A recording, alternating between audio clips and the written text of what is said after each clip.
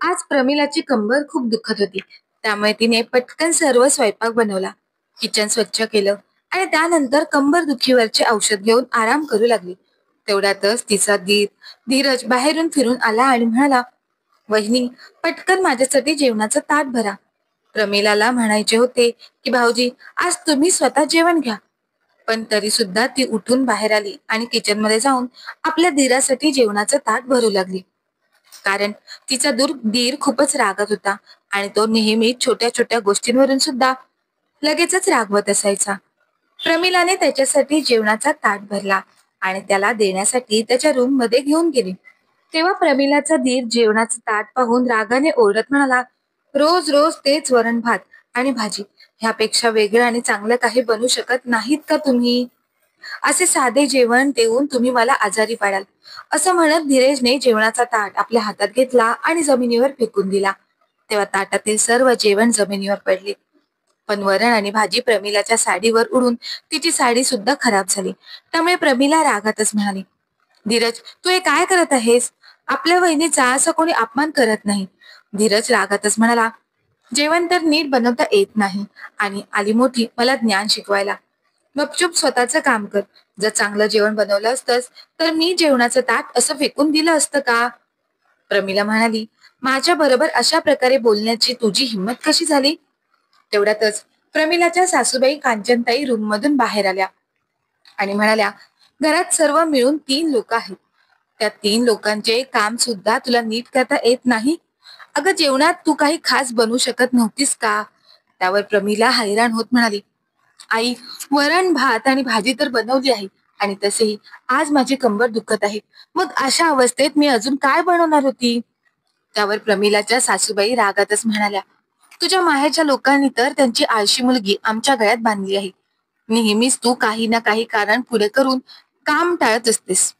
अशा परिस्थितीमध्ये माझ्या मुलाला राग येईल नाहीतर काय होईल?" आपल्या आईच्या बोलण्यानंतर धीरज रागातच म्हणाला, "आई, वहिनीला समजून सांग. ती जर माझ्यासोबत अशीच वागत राहिली तर रागात एक दिवशी तिच्यावर माझा हात उचलेल. मग माझी तक्रार करू नकोस." मग कांचनताई रागातच आपल्या सुनेला खडसावत म्हणाल्या, "आता तर माझा मुलगा बाहेरून आला होता आणि तू लगेचच त्याचा मूड खराब केलास." त्यावर लगेच धीरज म्हणाला, "मला आता जेवायचेच नाही. या बाईचे बोलणे ऐकून माझी भूकच मेली आहे." प्रमिलाला आता प्रचंड राग येत होता. ती विचार करत होती, माझा दीर माझ्याविषयी असं कसं बोलत आहे? थोड्याच वेळात धीरजने बाईकची चावी घेतली आणि घराबाहेर पडला. तेव्हा प्रमिलाच्या डोळ्यातून अश्रू येऊ लागले. कारण तिचा खूप अपमान झाला होता. ती भरलेल्या गळ्याने म्हणाली, "आई, तुमच्या डोळ्यासमोरच धीरज भाऊजींनी माझ्याबरोबर कसे बोलणे केले, तरी सुद्धा तुम्ही त्यांना काहीच का बोलला नाही? तुम्ही तर फक्त मलाच ऐकवत होतात." कांचनताई वाकडं तोंड करत म्हणाल्या, "मग बरोबरच ना, तू आहेसच ऐकवण्याच्या लायकीची. अगं सुनबाई, जर पुरुष घरातून उपाशी बाहेर पडला ना, तर घरातील महिलेचे संस्कार समजतात. जर तुझे वागणे असेच राहिले तर तुझा दिराचा तुझ्यावर हात उचलायला नको." प्रमिला परेशान झाली होती कारण दिवसेंदिवस तिच्या दिराचे वाईट वागणे वाढतच चालले होते आणि सासूबाई फक्त सुनेच्या संस्कारावर बोट दाखवत होत्या. त्यामुळे या सर्व गोष्टी प्रमिलाला सहन झाल्या नाहीत आणि म्हणूनच तिने लगेचच अविनाशला फोन लावला आणि हळूहळू त्याला सर्व गोष्टी सांगितल्या. त्यावर अविनाश म्हणाला, "धीरजची एवढी हिंमत की त्याने तू वाढवलेलं जेवणाचं ताट जमिनीवर फेकून दिलं आणि तो निघून गेला. संध्याकाळी मला घरी येऊ दे, मग मी त्याच्याबरोबर बोलतो." संध्याकाळी जेव्हा अविनाश घरी आला तेव्हा त्याने कांचनताईंना विचारले, "आई, शेवटी घरात हे सर्व काय चालू आहे? तुझ्या डोळ्यांसमोर धीरजने जेवणाचं ताट जमिनीवर फेकून दिलं आणि उलट तू माझ्याच बायकोच्या संस्कारावर बोट दाखवत होतीस." कांचनताई रागातच डोळे मोठे करत म्हणाल्या, "हे चांगलं आहे. तुझ्या बायकोला कुटुंबातील सदस्यांची काळजी घेता येत नाही, परंतु तिला आग चांगल्या प्रकारे लावता येते. घरात छोटीशी गोष्ट काय घडली ती लगेचच तुझ्यापर्यंत सुद्धा पोहोचली. वा, खूपच फास्ट निघाली सुनबाई. यापेक्षा त्यावेळी हातपाय चालवले असते तर माझा मुलगा उपाशी बाहेर गेला नसता." अविनाश रागातच म्हणाला, "आई, तुला अजून सुद्धा धीरजच्या खाण्यापिण्याची पडली आहे आणि तो उद्धटपणे वागला त्याचं काय?" कांचनताई म्हणाल्या, "अरे, तो तरुण आहे, त्याचं रक्त गरम आहे. तो थोडा रागवला म्हणून काय झालं? काय तुम्हा लोकांना राग येत नाही का?" त्यावर अविनाश म्हणाला, मग मी सुद्धा जेवणाचं ताट जमिनीवर फेकून दाखवू का? कांचनताई म्हणाल्या, तू मोठा आहेस, तुला जबाबदारीने वागायलाच हवं. धीरज सुद्धा हळूहळू सर्व गोष्टी शिकेल. तुम्ही लोक तर हात धुवून माझ्या मुलाच्या मागे लागला आहात. खबरदार, यापुढे तुम्ही धीरजला काही म्हणालात तर. तेवढ्यात धीरज बाईकची चावी आपल्या हाताच्या बोटावर गोल फिरवत अंगणामध्ये आला.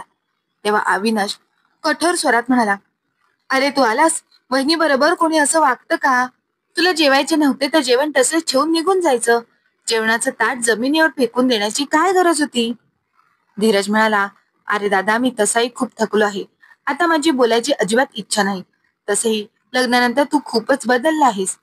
मला माझ्या रूममध्ये जायचं आहे. एवढं बोलून तो अविनाशचा हात बाजूला करून पुढे जाऊ लागला. तेव्हा अविनाश आश्चर्यचकित होऊन आईकडे पाहू लागला. तेव्हा कांचनताई म्हणाल्या, आता तो लहान मुलगा नाही आहे, मोठा झाला आहे.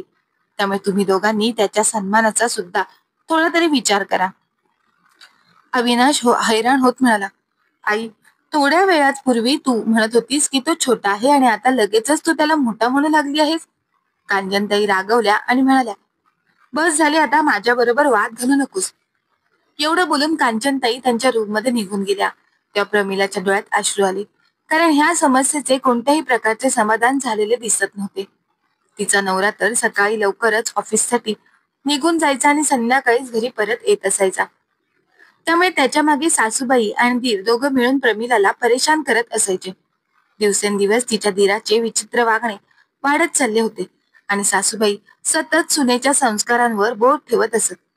त्यामुळे प्रमिलाला समजत नव्हते की तिच्या सासूबाई तिच्या मुलांचे संस्कार का पाहत नाहीत आणि हे शेवटी कधीपर्यंत चालणार होते. घरातील लोक या सर्व गोष्टी एक वेळेस सर्व सहन करू शकतात, परंतु बाहेरचे लोक असं वाईट वागणं कधीच सहन करून घेत नाहीत. एक दिवस संध्याकाळी धीरज धावतच घरी आला. कांचनताई अंगणामध्येच बसून मटार सोलत होत्या. तो घाबरलेल्या स्वरात म्हणाला, आई, मला कुठेतरी लपव, मला वाचव, ते लोक मला पकडतील. कांचनताई घाबरून उभ्या राहिल्या. तेव्हा मटारचे दाणे पूर्ण अंगणभर पसरले. त्यांनी लगेचच धीरजचा हात पकडला आणि म्हणाला, बोल बाळा, काय झालं आहे आणि तुला कोण पकडणार आहे? धीरज दम टाकतच म्हणाला, आई, रागात माझ्याकडून चुकी झाली. त्याच्या अशा बोलण्याने कांचनताईंना भीती वाटू लागली. त्या लगेचच म्हणाल्या, अरे बाळा, पण नक्की काय झालं आहे? कांचनताई असे आपल्या मुलाला विचारत त्याला घरात घेऊन आल्या. पण तेवढ्यात घराचा दरवाजा उघडला आणि काही लोक घरात येऊन त्यांनी धीरजला पकडले. तरी तो त्यांच्यापासून सुटका करून पळून जाण्याचा प्रयत्न करत होता.